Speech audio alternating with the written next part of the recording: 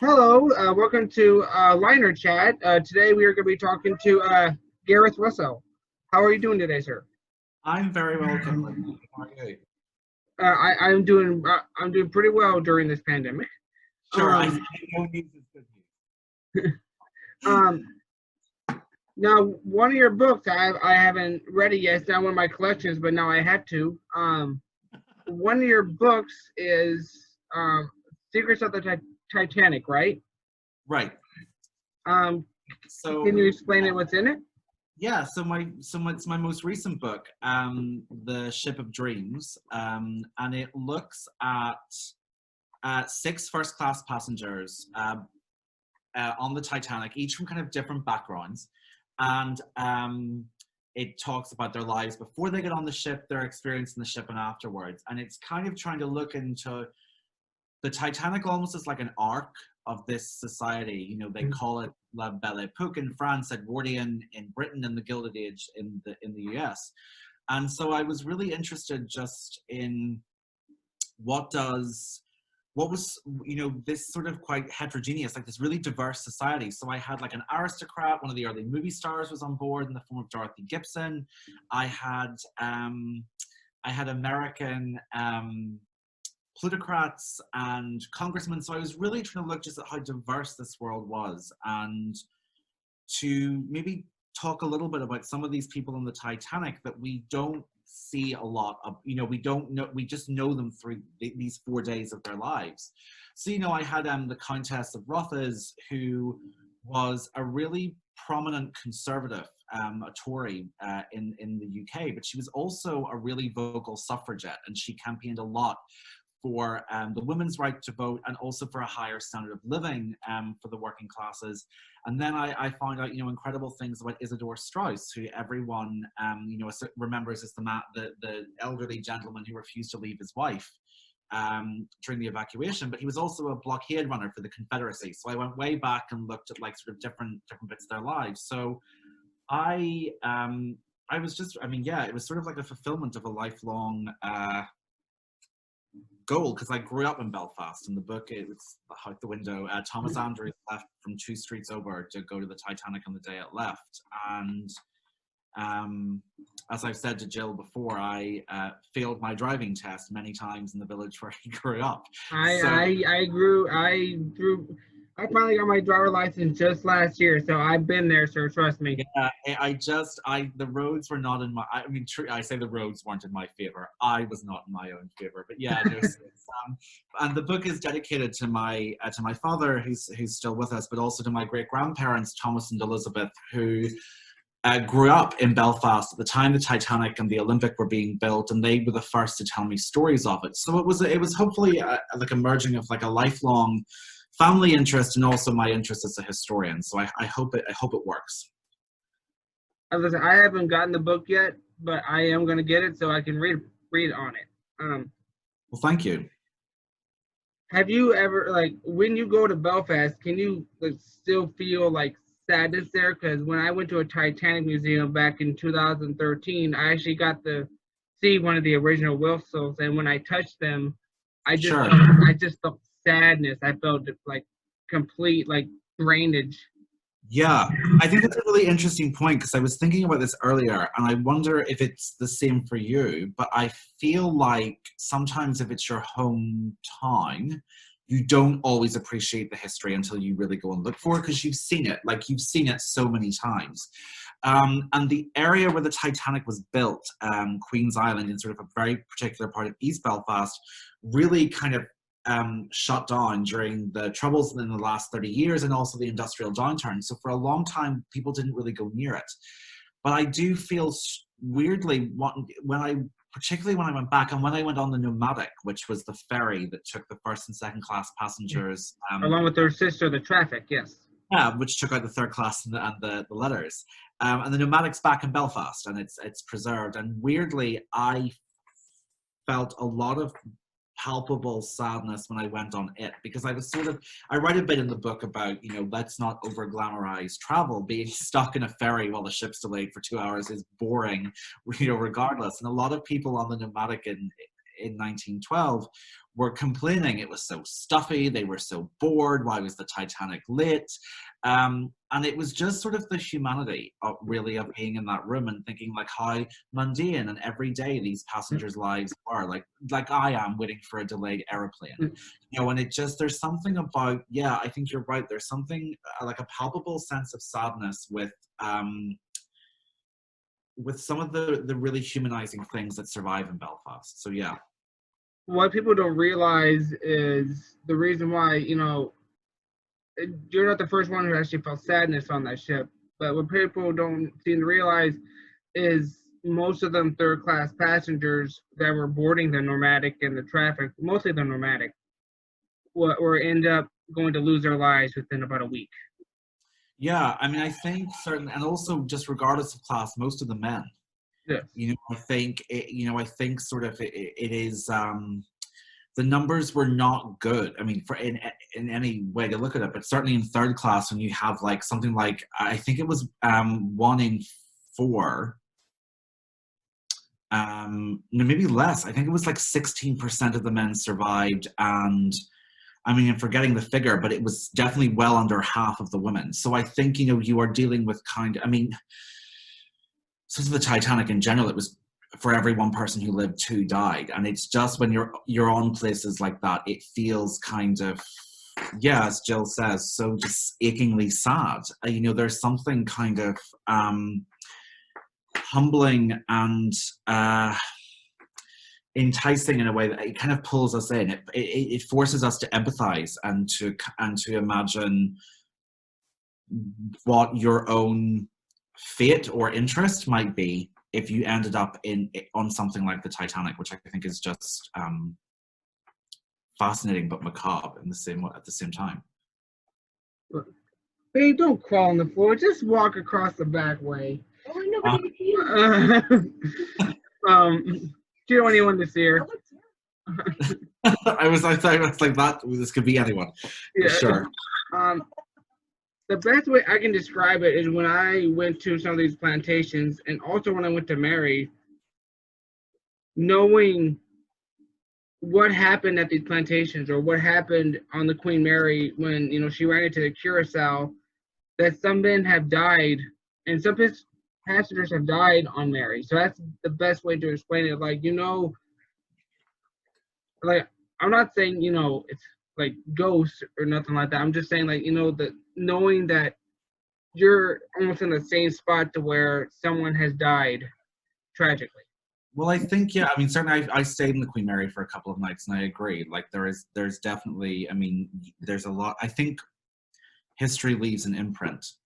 You know, some people believe that's in ghosts, and other people believe that's just, you know, our ability to empathize. Some think it's both, and I think you're right. I've been to the conciergerie where Marie Antoinette was held the night before she was executed, and her daughter, after the revolution, replaced the cell where her mother was held with a chapel, but she put bits of her nursery furniture in it, and the phrase "pour maman," which sort of means "for mummy," is on the floor. Like, I mean, there are some places I've been where there is this real punch of just how much human grief was there, which I think is always very humbling. I lost my train of thought. What age was you when you got first started into Titanic? Like for me, it was at the age of 7 after I saw the movie and I played Adventure Out of Time, which is a great game. Yes, it is a great game. It is a wonderful. It's actually, so yeah, I was 7, 6 or 7, when my great grandfather started telling me stories about it. And yes, I watched A Night to Remember, but my parents, I think, bought me Titanic Adventure Out of Time, which me and my eldest sister became sort of obsessed with. And weirdly, when I started doing research for The Ship of Dreams, it was a godsend because it had given me, like, I played so much as a child that I was like, oh, I actually do know how to find my way from sea deck to deck. You know, I knew my way. Like, my sister has no interest in history, and she said if they bring that ship back up and they need someone to get from the first class cabins in C deck to second class on F deck, I know how to get there. And so, yeah, Titanic Adventure of Time was part of the burgeoning obsession, but it was my great-grandfather's stories about 6 or 7 that really started it. You actually said if they brought the ship back up. Well, yeah, I mean, if they Yeah, but the staircase is gone. yeah, I'm telling you, she could still find her way. Yeah, I could. You asked my fiance if they would ever make a Titanic replica, like an official Titanic replica. I would know where I was going because it's that game in Honor and Glory. I can't wait for that game to come out. Honor and Glory is really exciting, and I think I had a little bit of communication with them when I was researching the book. I sort of I wanted to thank them because I actually used sort of in the background, I played the animation of it sinking whilst I was writing, and I also and I also I just saw your question, Jill. I don't know. I think children's fiction is such a niche skill. Sometimes I think I would love to, and that I could do it, and other times I don't know. Because I always think maybe it's just the history I've studied, but it's always so dark. But I mean, I would love to. I mean, maybe I don't know. But yeah, I think. So I mean, Honor and Glory I think is extraordinary because I think their attention to detail is fantastic, and what you saw with things like Assassin's Creed when they recreated like Ptolemaic Alexandria and 18th century Versailles and Renaissance Rome, there was a real market for people wanting to kind of see that level of historical recreations. And in that sense, I think Honor and Glory really has its finger in the pulse. But it's also, I just think the men involved in creating Honor and Glory are, I think, extraordinary. What they're doing and their attention to detail is phenomenal. People always ask them why are they taking so long? Because, like you said, their attention to detail, they're trying to make everything right. There goes a lot into being an author. There goes a lot to being a video game designer, where it's a historical video game, and you have to make sure everything is right. Because if like you being an author, if you set out a book and then you find out that you didn't do your research hard enough, you're going to get backlash for it. Well, I think you are, and I think also what you can sense at them. I mean, the 2 of them that I spoke with, I was really impressed with them because I think you could tell that this isn't just a commercial opportunity; it's also a passion project for them. Like they really know their stuff, and I think there is such kind of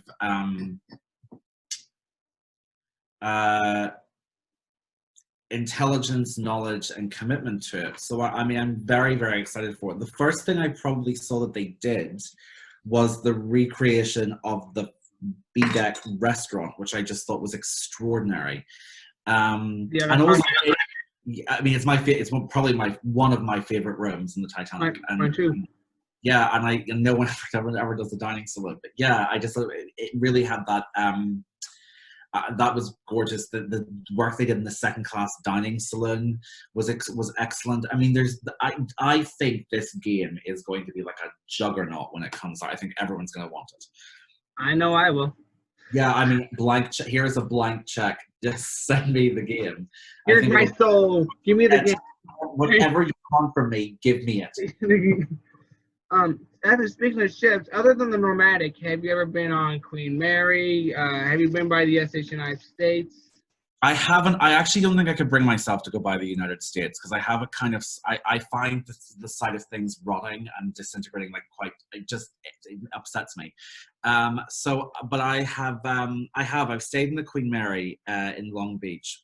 Actually, when I was researching Titanic, just because I wanted to see. What the point-to-point liners looked like. I mean, even though it was sort of, a quarter century later, she's the last one left. I don't think any others, but probably not. I mean, there's QE2 in Rotterdam. QE2's, yeah, the QE2. No, it's I'm trying. Did I ever see the QE2 when I was younger? I don't think I did. I know It's very beautiful. it is. It's very, yeah. I mean, my grandfather worked in the Canberra, and so there were photographs of it in the home. And we sort of, because we quite a few family members grew up in Harland and Wolff, we heard a lot of stories. But really, I mean, part of the sort of tragedy of it is that really, you know, the era of ocean liners was dead by the time I was born. You know, there's so few remnants of it. I mean, part of me is sort of intrigued to see what will happen in the next 25 years, because I don't think, just with concerns about its environmental impact, I think we might already have lived through this. Is, I mean, this is sort of potentially feeble prognostication on my part, but I have a gut feeling that we might already have lived through the golden age of the aviation industry. And I think it's going to struggle in the years ahead to offer as regular, you know, long haul services as it did. And I wonder, you know, maybe it's just me being sort of indulgent, but I wonder, will there come a time where you know, technology doesn't always go forward. You know, people thought Concorde was going to cut everything down to 3 hours, and it turned out to just be so prohibitively expensive that they went back to the slower jets. And I wonder, you know, will there come a day where we are installing technology like we had in the United States or the Queen Mary to get it across the Atlantic in, you know, about 3 days for commercial service, to get new ships across the Atlantic? I don't know. I don't think I don't really believe in inevitability, so I wonder, is the age of the ocean liner maybe just taking a really long nap? And I hope it is. I think it, you know, longer travel gives us such a sense of the Earth's size and power. So I would love to cross the Atlantic in a ship one day, and maybe the Queen Mary too, or maybe a new one. Well, speaking of the Queen Mary too, I was just about to say that back in the 1950s, when, you know, jets started finally become a thing, Cunard tried to match with it, saying getting there is half the fun. I've been on an airplane 4 times, and every time it was, I'd rather be on an open ship. Sure. I would not mind, because I mean, I hate flying, right? And, you know, last 2 years ago, I think I flew like 90 times or something because of work. And it was, I mean, maybe I did fly about 40 to 60 times actually. And I loathed it. I mean, I hate flying. You're not the only one. Yeah, so I mean, I think if they could get it, you know, the thing is, I mean, the Queen Mary 2 takes a week because people now see the transatlantic voyage as an experience rather than a journey. But if they could get it back down to the, say, the 3.5 days, the 4 days that the Queen Mary in the 50s and the United States were putting in, I think they could make it commercially viable again. That's just a hunch. I don't know. Like, you and me have the same thing. I don't like flying. I hope ocean liners come back. Yeah. And as I've been seeing with these new ships they've been coming out with, some cruise industries, they're starting to make them look streamlined again. Yeah, we did have a period of like relentlessly hideous ships that were just so ugly to look at. I mean, they just looked like apartment blocks at sea. Yeah. You know, yeah, I think you're right. Well, it's interesting because a friend was sort of talking about that, you know, I think it's the 6-star cruise line, the silver cruise ships that are sort of all suite. But when you look at them, they're smaller, like sort of 700 capacity, but they're very, they've sort of eschewed some of the more like theme park feel to the other ships. They've gone back to like, there's a lounge, there's a drawing room, there's a bowl, you know, I think there's a burgeoning nostalgia for things like that. And I think maybe as a world, we are getting or as a society, excuse me, we are getting slightly drained by the constant rapidity of of everything, and the kind of the altar of utilitarianism. So I agree with you. I think there's a benefit to it coming back. And not just because I would love to do it, but that is a part of it. But when I see the Disney Cruise Line ships, I actually see a little bit of the Elizabeth and the United States and the Constitution.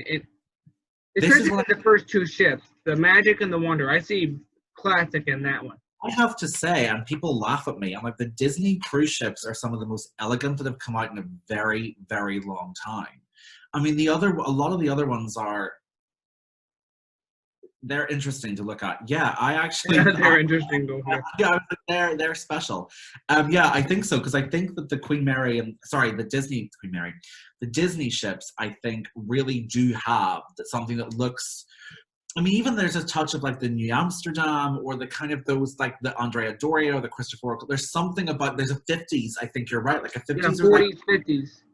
yeah, or even the France that's 1962 one. Oh I think yeah. yeah, but maybe that's just the two bread funnels. But yeah, I think you're right. I actually think they're underrated in terms of just this very classical elegance that they have.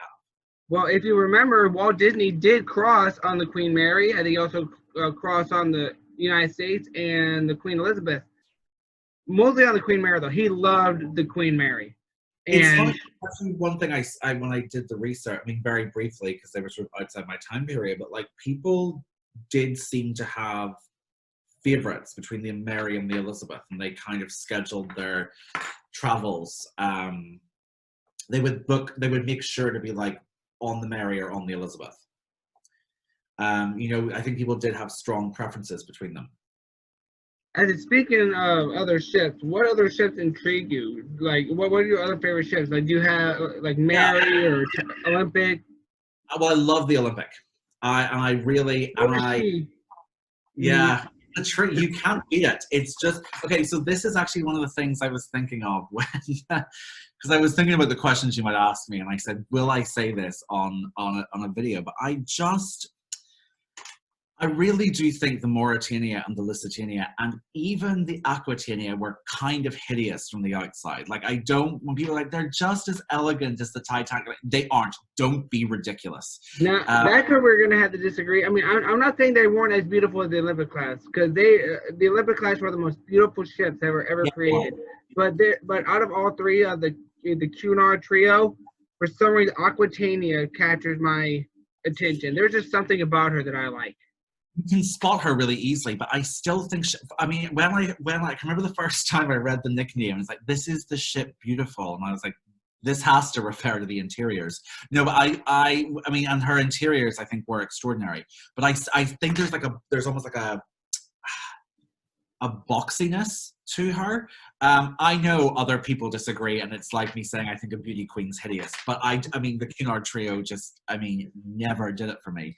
And this is contradictory, but I have a soft spot for the Crown Princess and Cecily, even though objectively. Oh yeah, she was the biggest one out of the Kaiser class. Yeah, I mean and those the Hohenzollerns of they are objectively hideous. I mean, like the Kaiser Wilhelm de Grosse is a disgusting ship, but I don't. There's something about the Crown Princess and Cecily I warm to.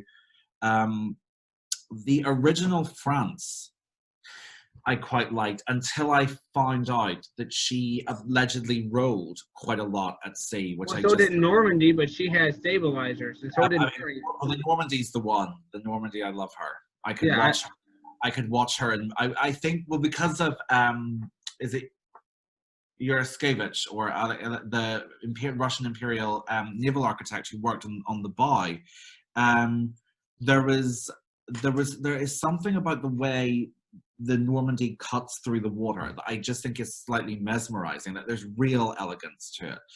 I also love the wrecks in the Conte di Savoia. Like I like the Italian line ones as well. But, yeah, I did, and I did for a while have a soft spot for the Imperator, and although I just Imperator.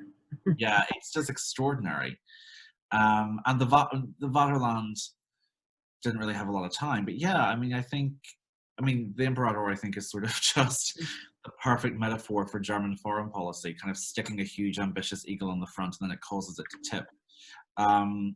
But there's a lot of them. I find I talk about it in chapter 4 and trying to set the Titanic in the context of this almost like an arms race between. Carry the one little towel. Grab your towel. Yeah, I think Jill's cut through with the dog. It's alright. That scared me though. Yeah, so I think that I try in chapter 4 really to set this in bigger context of like the arms. Like there will be this kind of one-upmanship between Imperial Germany and France. Partly because as Have you ever done Hold on a minute. There we go. And yes, so that's savage. But Sorry, no, but it has to be done. Needs must. So genuinely, I'm just fascinated by the ocean liner industry, and I think, I think probably in every decade, actually, I think I've gone through every decade bar the 40s and just named a favorite. So yeah, Crown Princess and Cecily, Olympic, who can take it for probably the Majestic, and then the Normandy. So that's my I know a lot of people think the Majestic looks hideous, the 1922 one, but I thought like the Majestic looked beautiful, but that's. do you know? I mean, I don't know if you got the merger between Cunard and White Star. It still annoys me that they picked like the Berengaria over the Majestic and the Mauritania over the Olympic. I'm like, could you not have like made like the preference for the Cunard ships, even though they were older and less efficient, was sort of a bit of a tragedy, I think. But then you also have to factor in, I think, that the Great Depression did just knock the bottom out of this industry. A lot of people say that Olympic should have been saved. I agree, she should have been saved and made into a museum ship, but would she have been here now? Probably not, because she would have been over 100 years old, and it's really hard to take care of like 120, like 105-year-old ship. They would have, like, you only need to look at the money pit that is the Queen Mary, and the kind of the constant amount of millions that they have to invest in trying to keep her ship shape, and she's, as you say, 25 years younger than the Olympic. I can't see. I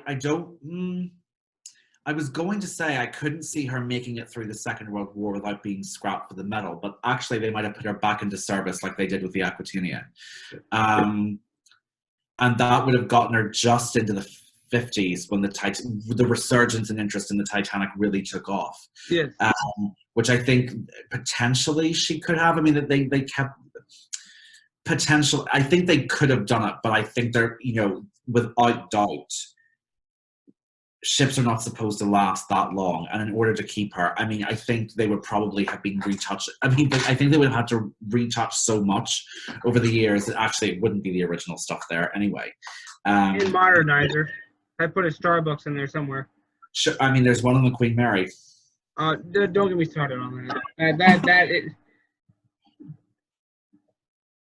Oh, don't you dare.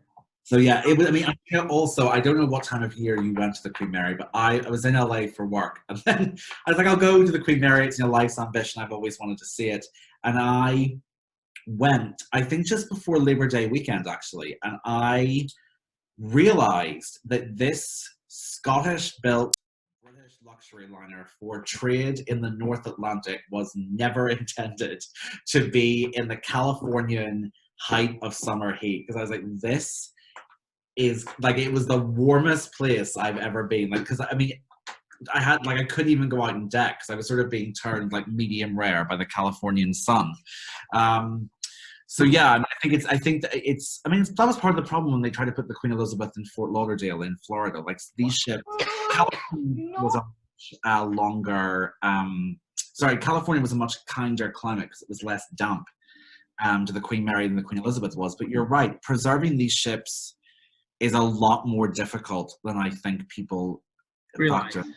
Yeah, you can only imagine the footfall she would have gotten after the Cameron movie came out. But yeah, I mean, I agree with you. I think the logistics of preserving a ship that was built in 1911 is going to be tricky.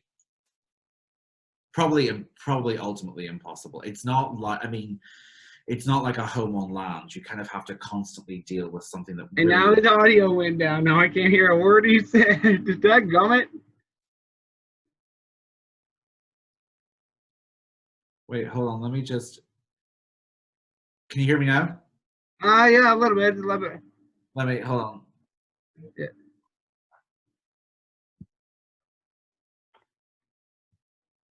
Let's check if it's mine or if Jill's is working.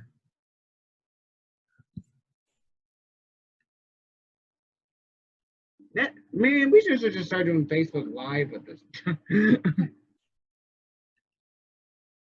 Sorry, everyone that's watching on Facebook. This is not how I wanted it to go. My audio here and see, is that, oh, Okay, it's better now. it is? Okay, Yeah. good.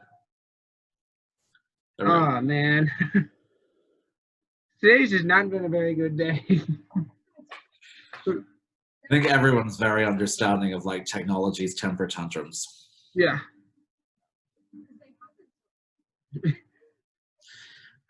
So sorry, yes, I was saying I mean the Olympic would have had extraordinary footfall after the Cameron movie came out, but you're right, a ship that's built in 1911, maintaining it 109 years later is difficult to imagine.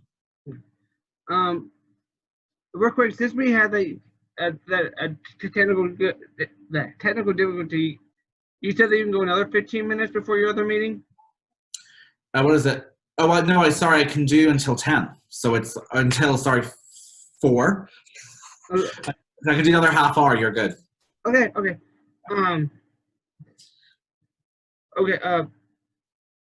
Have you, like, you've never been on the Mary, right? Have you ever? I've been on it before. The old one? Yeah, the original Mary, yes, 1934. I've been on I've stayed in it. She's gorgeous. Yeah, she is. It's sort of something, it was very special to see her. Very special. What is your take on how they're taking care of her right now? I mean, are you like, is it like? I don't know enough about it. One thing, I think it's sort of, this is just my very personal opinion. I mean, I find everyone on board incredibly friendly and enthusiastic. I really enjoyed my stay. And I understand that when she left service, that they auctioned the furniture separately to the ship itself. But I think there's a kind of incongruity with the really like almost like 1980s, 1990s furniture in the Art Deco hotel room. So I think she kind of seems caught between like two aesthetics. Yeah, I think. I mean, the thing is, if you had unlimited money, I would probably try and turn a lot of the style of the bedrooms back to what they looked like in the 30s or the 50s. But I would imagine with a ship that size, that old, that there are multiple other things that take priority. And I feel like I can't imagine the logistics of trying to maintain an 81,000 ton ocean liner that's now 9 decades old. I mean, so I think they are doing their best. I think it is kind of like a Promethean task. I love that they, by the way, that they just repainted the funnels, because I think when I was there, they were orange. Yeah. They were like that when I went twice. Yeah, it was. And when I got there as well, I had wanted to obviously see the Titanic exhibition, and pretty much nothing was open. So I think there is a, to me. By the way, this is me sort of shitting in the dark, because I actually don't know enough about how it's run. I wonder how much there is in terms of like public sector control versus private, because I wonder would maybe if there was more private, there might be more investment in the hotel rooms. But I mean, all I can say is I actually was slightly in awe of how much the staff care about it, and how much pride they take in it, which I just think is such a beautiful thing to see. I lost my train of thought again. I hate it. How do you feel about the SS United States just? I'd rather go from one liner to another. I just want to know your input on how do you feel about the SS United States just been sitting and just rotting away for so many years? I think the way to, I think either turn off the life support machine, or invest in a get well soon program. I think that the long purgatory. I mean, to me, I would struggle to see how on earth they could fix it after what they have let happen to it. I mean, to me, it would just take. I mean, I can't imagine the hundreds of millions of dollars it might take. I think the United States could have had a much longer career than she was allowed. I'll be honest, until I was like, I mean, I think I was in my late teens. I had read a lot in ocean liners when I was younger. I didn't realize that she was still afloat. It was not publicized in the way that the Queen Mary survival was. I don't really know what on earth the rationale behind allowing it to get this bad was. It just seems such a waste of an extraordinary. I mean, the United States was an extraordinary technological achievement. The speed it was capable of achieving. So yeah, I think it's really, really sad. I know there are United States SS United States conservation groups, and I don't know enough about their platform. From the outside looking in, I wonder what would you have to do to make her seaworthy again? But maybe the goal is to turn her into a hotel or to turn her into a museum, and I hope they can. But as I say, from the photographs I've seen, it looks like a horror show. I mean, it looks like it has been allowed to go to rack and ruin, which I think is so sad. Well, lately, a retail company, what are they called? Real estate company, RX or something like that. They have the conservancy in them have already put the go ahead in making her into like a museum hotel. Wonderful. And like you said, when they took all the furniture out, that popped into my mind to where when she was taken to Turkey, and then that's when the guy who owned her then took out everything. You know, they took, because I have a book called The Last Ocean Liners, and I was reading when they took her to Turkey, they took out the sprungs, the beds, most of the doors, every bit of furniture that was on that ship originally was just gutted out. Like, yeah, because I think that's one advantage the Queen Mary has, which is that whilst Cunard auctioned the furniture, they didn't auction the wood. They didn't auction the fittings. Like, you can still, I mean, that's one thing that I also, by the way, I love, and I think it's the former first class promenade deck that they have the cutaways of the other famous ocean liners. I love that. And I thought it was very generously spirited of them to put the Normandy there, considering the old rivalry between them. But yeah, the Queen Mary has the advantage that the wood is still there, and the cameo of Queen Mary, and a lot, you know, you can go into the ballroom or the smoking room or even the second class dining room, and you can still see the kind of the body of what it looked like, whereas the United States was sort of stripped for parts. I mean, that, you know, I think is what's awful. But I'm delighted to hear that about the Conservancy. I hope it works. I mean, that would be absolutely wonderful. I mean, I do too, because I actually have a piece of the SS United States that was given to me by a friend named Jordan Morris. Sadly, he passed away in 2015. He also made a model for me of the SS United States. Fantastic. Amber has a question for you. Amber Ray Fricky. Amber, what's my favorite ship and why? Probably the Olympic, because it was built in Belfast. It was very elegant. It was very successful. But I would give an honourable mention to the Normandy,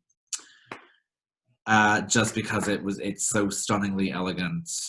Also under the Conte di Savoia, the Italian liner from 1932, maybe because I enjoy a good medieval name, and I think it looked very elegant. And I mean, yeah, I sort of had said do you know what? The Crown Princess and Cecily was nice, but I don't think it merits an honourable mention in the favourite category. So the Olympic, the Normandy, and the Conte de Savoia that's my ranking. Beautiful, beautiful ships. Yeah, I mean, I love, as I was saying to Kipfer, I love the history of it, and I think sort of the craftsmanship that went into these liners was just extraordinary.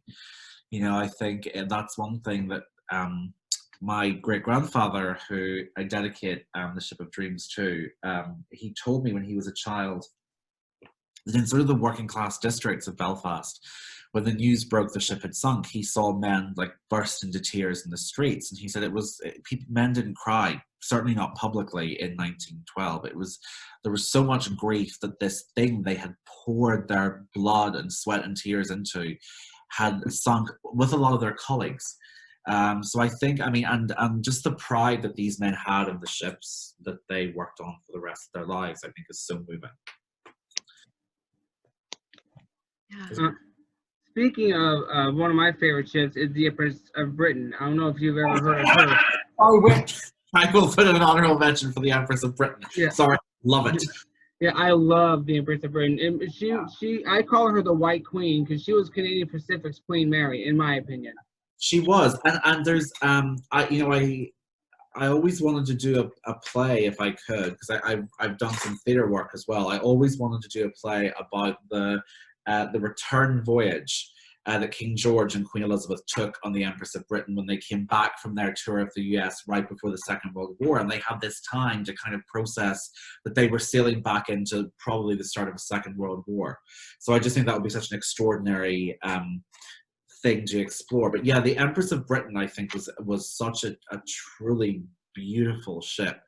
And usually anytime they painted a ship white, and I just think they looked awful. But the Empress of Britain pulled it off, and I thought her interiors were stunning. Canadian maple, I believe, was the type of interiors they used on the Empresses. Empress of Asia, Britain, Japan, Ireland. And I sort of just love the ambition of a ship that big for the Canadian leg of the transatlantic run. I can't believe I forgot the Empress of Britain. Yeah, Amber, to rephrase, the Olympic, and then honorable mention to the Normandy, the Conde de Savoy, and the Empress of Britain. There's more 30s ocean liners there than I thought there would be, but yeah, I do. I mean, there are others that the Bremen, the Europa. Belle de France. It's okay. I mean, the Bremen and the Europa, I just think are revolting. I mean, it's a squat funnel does it for me. I just think it's horrible. I can't look at it and take it seriously.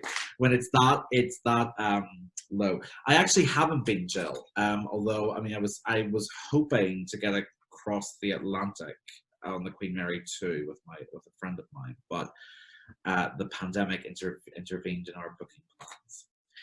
It's not the most important thing the pandemic intervened, however. So yeah, I'm hoping to. I love the sea. I strangely was talking to a friend who, like me, spends a lot of time in America, and just because of how small Northern Ireland is, even if you live in a city, you can get to the sea quite quickly. And I think I would struggle to be anywhere where I couldn't get to the sea if I wanted to. I don't know, it kind of bites into your blood a bit. When I live in Louisiana, and that's like right near the Gulf, and when I went down to Chalmette, and I actually got not Chalmette, but when I went to New Orleans and I got to look out into like the Gulf and that leads to the Atlantic, we went to like the aquarium, that's where everything went haywire and everything closed down. Sure. There was a cargo ship coming in, and my autism just kicked right in, and my fiance said, "Oh, there he goes," because I freaking saw it coming in and I wanted to see it. When you see a ship coming in from anything, you get so mesmerized if you're a shipster, because you're like, where did it come from? What is it doing? Like, how fast is it going? Look how big it is. It's just amazing. I think, yeah, I mean, when it was an interesting moment actually here in Belfast when I was very young, and the peace process and the Troubles had kicked off, and the Troubles were really ending.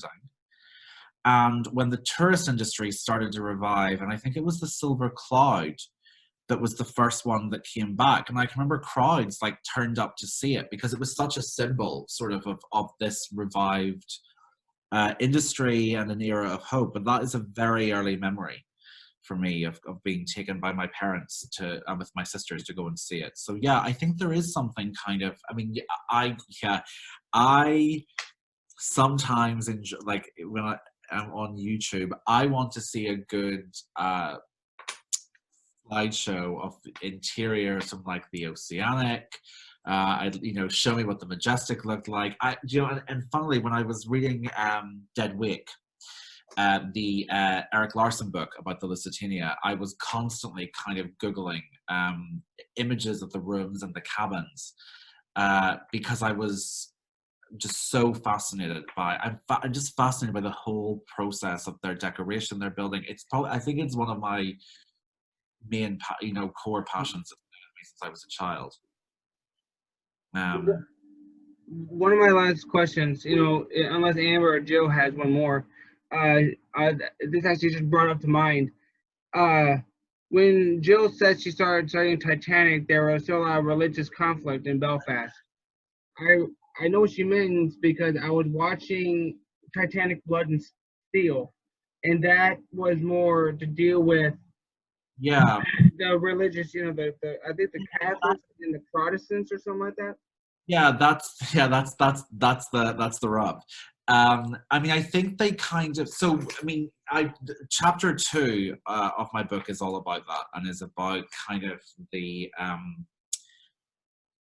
tensions, particularly in Belfast in 1912. It was predominantly over politics, not religion, although the two are sort of inextricably linked. So Jill's right when she says it was, predominantly Protestants favoured and favour remaining part of the United Kingdom, and Catholics or nationalists predominantly favour, although not exclusively, Irish independence. And that was there was rolling cycles of unrest in it, the latest of which flared up in the late 60s and lasted kind of on and off again until the 1990s. So it was a dim memory for me, but I think we live in a slightly more connected era, and I think the memories I have of Belfast, or the experience I have of Belfast, is this really wonderful place to live, and very friendly and very prosperous. So we have been very lucky, but I don't know whether I think you are more appreciative of something that you didn't have, if that makes sense. I think because things were tough here, particularly my parents' generation, they are very appreciative and protective of peace that we have. So and part of the revival of the Titanic district, or the Titanic quarter as it's called now, was made possible because of the peace process, and we had these investments coming back into it. So certainly we've a lot to be grateful for, and we're part of the UK. I don't see that changing anytime soon. But whatever the ultimate result is, I hope and I trust that this generation have the capacity and the care for each other and the goodness to resolve it peacefully. I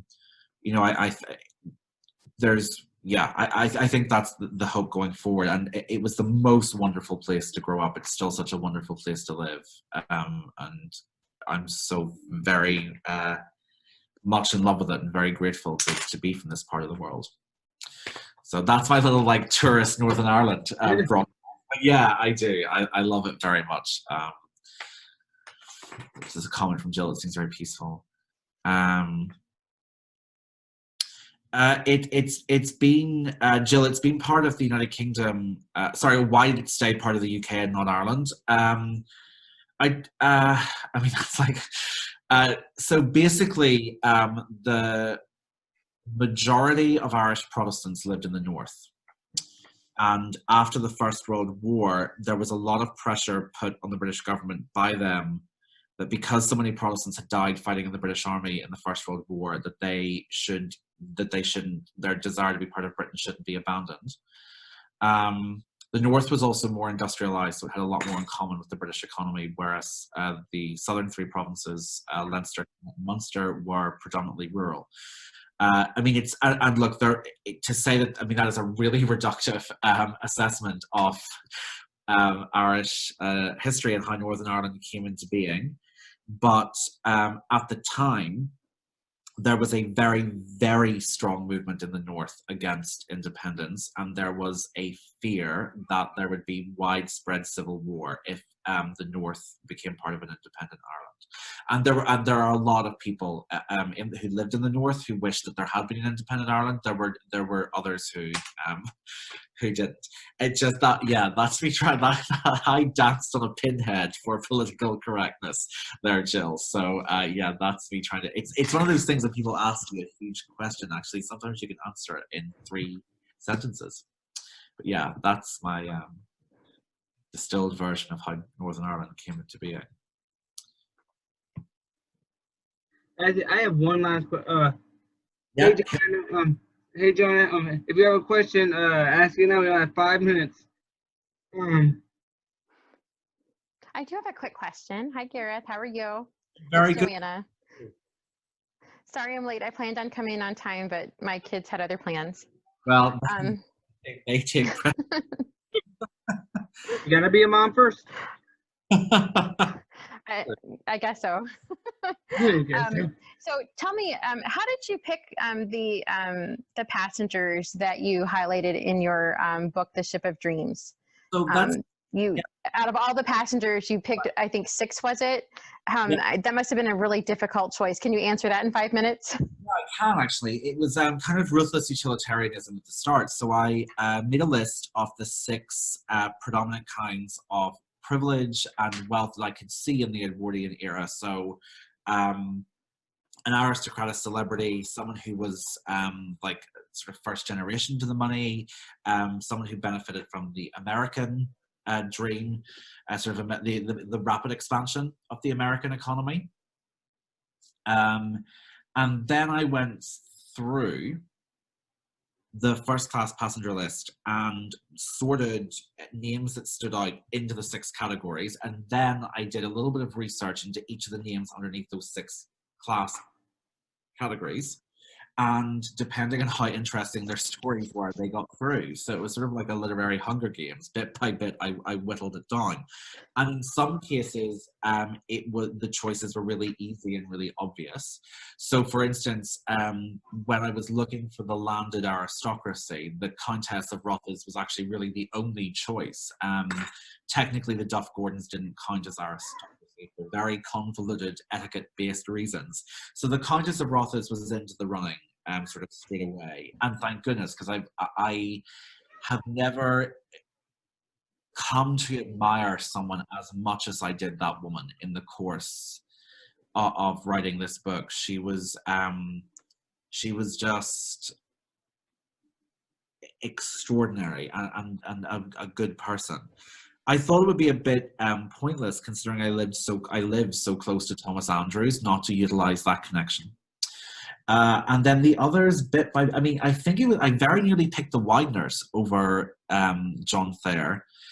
And I very nearly picked Edith Rosenbaum, the fashion journalist, over Ida Strauss. But I think fundamentally Ida's story was a lot more interesting and reflective of the America that emerged from Reconstruction. So ultimately, it was about starting really strictly on what served the purposes of the kind of class story I was trying to tell, and to then say, look, who is the most interesting story out of people who meet this criteria? So it was a mixture. That's awesome. Do you think you'll ever do a follow-up to that one? I don't think I will. There's sometimes I would love to do one about the second class passengers, because I have a really sneaking soft spot for second class. I love the interiors. But you know, honestly, Joanna, in a really strange way, I kind of suffered a little bit doing Titanic, just because I, particularly in latter chapters, dealing, you know, the amount of research into that grief is kind of pulverizing to live with. And I really felt that since I did a book in 2014 called The Emperors, and I, you know, researching the chapter about the massacre of the Romanovs was similar to this just kind of, you know, gut-punching horror. And in fact, to this day, I struggle with reading books about the Tsar's family. You know, really do. The Romanovs are, that's, oh my gosh, that's hard to even. Yeah. I think I've read some of your, didn't you have a post about them a while back? Yeah.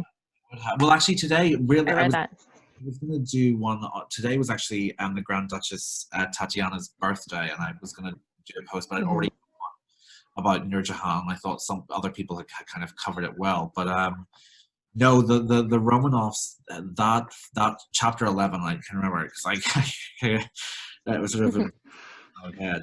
Yeah, 11, the Emperors was tough. It was really pulverizing because I was dealing with someone. I was dealing with the annihilation of a family by very evil men, and so it and Titanic, I think, were tough, and it should be. Look, it should be tough. I think you make a living from these stories. We all have an obligation to the truth. I mean, I think the truth is what we owe the past. That's all we owe it. And so I try my very best, to the best of my ability, to tell the story of these people, and also crucially during the evacuation and the rescue, to all these people they encountered. I mean, I have to say, actually, the worst in terms of the level of soul punching it did, that's probably slightly melodramatic and not really a word, but the most difficult one to do was chapter 19, when I talked about the rescue mission on the Carpathia, and just narrating these kind of explosions of grief, and it kind of dawning on these people that there was no other rescue ship, and that so many of them have been widowed or orphaned, or it was horrendous. I think we kind of stopped the watch at 2:20 when it disappeared, and I don't think through what the rescue was the like. Aftermath. Yeah, exactly. Have you ever read David Dyer's book, The Midnight Watch? It's historical fiction, but everybody who reads it is like greatly impacted by it, because he takes you through like minute by minute of like some third class passengers, and I have read it's gut wrenching. It's gut wrenching. If you read it, you just like, you sit there, you're like, oh wow, it's just it's gut wrenching. I mean, so what I tried to do, because I tried to show in the earlier chapters that all these classes, but when it got to I really saw, I showed the third and second class, because at this point, when it's catastrophe, they're all in this place together, and the authors went to the third class section to help them, and her grandson, the future Earl of Rothes, told a story that his grandmother never got over, never recovered from some of the level of grief that she encountered there. And the story that really stuck with me, that stuck with her, that she never, just so horrendous, was Rhoda Abbott, who was a third class mother who had been fleeing an abusive marriage with her son, and they really trying to jump off the ship, and she lived and they died. That's just a horrendous story about it. And I could understand why Lady Rothes said, like, that was it. She never got over it. Helping this woman, it was, can you imagine dealing with that level of horror? Exactly. But it's stories that that we tell, and we help their lives live on. I appreciate what you did with your book. Even with the first class, I think if you ever did do a second class book and a third class book, it would just be phenomenal. Oh, thank you. But thank you so much. Thank you very much, Anna. That's really kind. Yeah, Jill, I think actually when I told that story about Rhoda Abbott, a lot of people said that they would just want to die with that level of grief. And in fact, strangely, one thing I didn't know when I was initially starting the research for this, which perhaps seems a bit silly that I had guessed it, but there were concerns and attempts that several survivors did try to throw themselves overboard or commit suicide on the Carpathia, because it was I think what you're dealing with on that rescue ship is the realization of grief, but you're also dealing with the trauma of having witnessed the sinking of the Titanic, which, you know, would addle anyone's senses. Then the physical pain from the exposure in freezing temperatures for 6 to 7, well, no, the longest being 6 hours in these boats, and then also just the shock. I mean, some of these people were still in evening dresses, some were still in pajamas. Like, these people had been asleep in bed, and all of a sudden, in the space of like a night, their lives had been ripped apart. So yeah, I think it was just this cocktail of suffering on the Carpathia that I think merited a longer discussion than I've seen. I did really want to talk about what it was like for the people I'd followed through the voyage to see this unraveling of so many lives. It was horrendous. It just sounds absolutely horrendous. And in fact, I think one of the first class passengers, I think it was maybe Richard Norris Williams or maybe Carl Burr, it was someone linked to a tennis pro, who said the sinking of the Titanic was bad, essentially, but believe me, the 4 days in the Carpathia were worse. So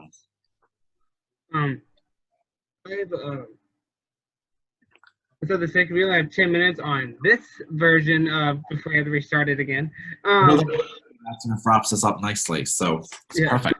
I remember when I went to the Titanic Museum, when I went to Long Beach, so the Titanic Museum, in San Pedro or something like that, and in one of them, you got to put your hand down in some water, and when I put it down there, I know a lot of people don't like the 1997 movie because of Jack and Rose, but what Jack said was right.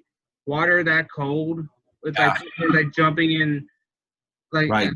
like a bed of knives, basically. It's like so, it's painful. I was very lucky to have a friend. We had gone through sort of Sunday school and church together when we were younger, and she's a doctor, and she really kindly taught me through what happens to the human body and to the mind when it enters water that cold.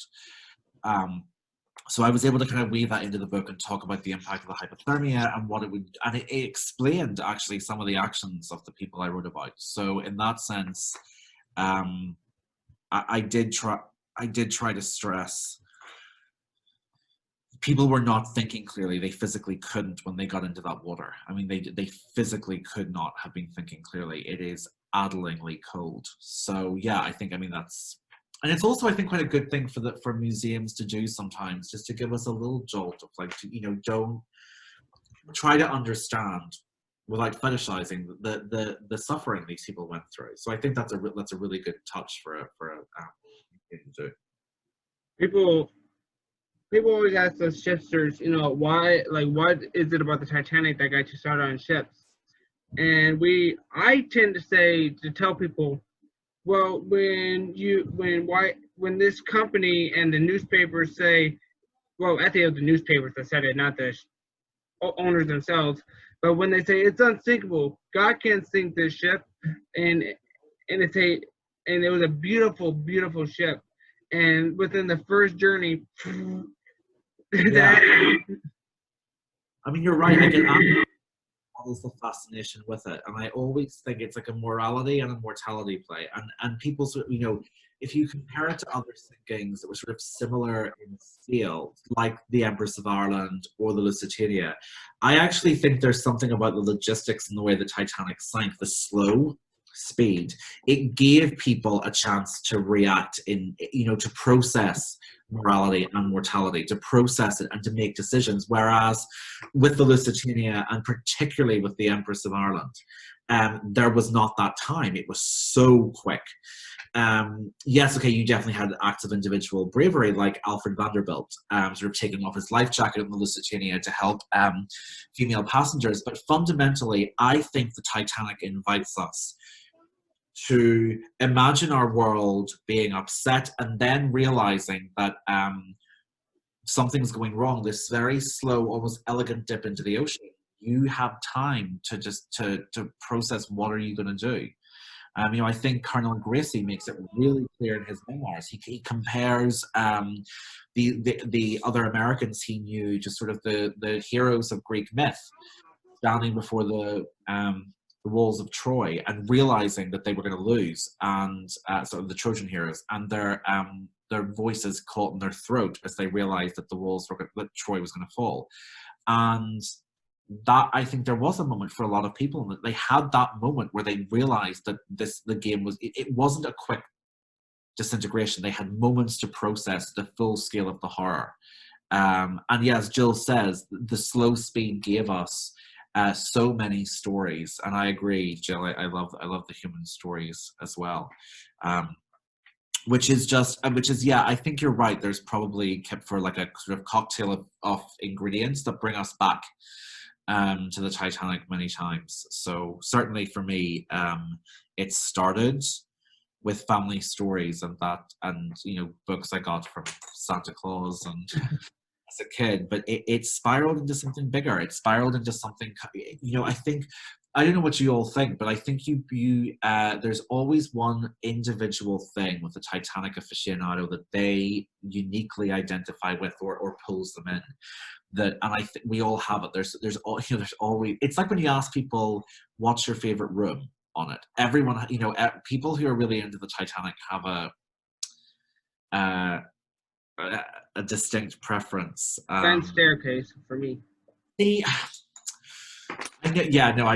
mean, I love the second class dining room or library, but I do. I love the library too. Yeah, but I do love the first class restaurant, as we talked about earlier. Oh, the La Carte restaurant. I think it's. I love. I mean, I do. I love that one, and when we talk about Honor and Glory and the recreation of it, I think they do really well. But then again, well, my friend took one look at how can you not have the first class smoking room? You're an idiot. And I was like, actually, it is. I mean, there's not really a done. But yeah, I think the Titanic just pulls us in with stories of sort of splendor and sorrow, and that's always a really emotional interplay. I think if you can have stories of sort of triumph and tragedy interplaying, you'll have something for everyone. So I see we're sort of, Jill, I think you're right. I wonder how we would all react. Well, we are sort of counting down time, and I have to go to another call. So but we only have like 2 minutes and 15 seconds left. So, Gareth, I really appreciate you coming in, you know, giving time for me. A famous author like yourself giving up time for me, that actually makes me feel so grateful and so humble, and I appreciate your time. Thank you. First of all, I really appreciate that, and I also really appreciate your questions, everyone. And I just want to, I mean, I will certainly keep in touch and stay a friend of the page of it's the Fox page on Facebook. It's wonderful, and I'm really excited by it. So thank you so much, everyone, for your time and your questions. I really appreciate it.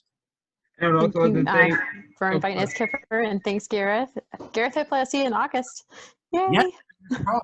Can't wait. Thank you so much. So finally starting to open up. Thank you. I also like to thank our Titanic Connections for coming in. So bye, everybody. Thank you so much, Gareth. Thanks, Kipper. Thanks for all the support. No problem. My pleasure. Thank you. Bye. Bye, everybody. See you guys.